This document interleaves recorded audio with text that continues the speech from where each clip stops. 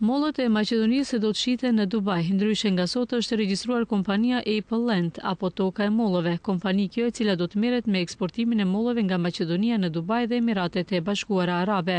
Projekti do të realizohet në 2 faza, ku pritet të grumbullojë nga 5.000 ton mollë nga Maqedonia, edhe pse prej sot zyrtarisht filloi me punë kompania dhe përfaqësuesit e saj takuan kryeministrin Gruevski, shërbimet e qeverisë për 2 orë më tepër nuk dinin emrin e investitorit nga Dubai. Ndryshe kompania nga Dubai planifikon që të ketë edhe prodhimin e tyre dhe për këtë qëllim pritet të blejë 60 hektar tokë në Resnje, ku do të ndërtojë një fabrikë e cila pritet të jetë gati dhe të vihet në funksion vitin e ardhshëm.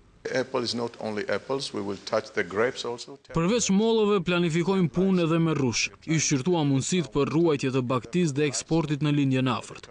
Kishim një pritje të mirë, por duhet të shohim se si do rrjedhim punët në të ardhmen. Fillimisht planifikojmë të investojmë 5 milion euro, ndërsa më tej investimet mund të arrijnë deri në 20 milion euro.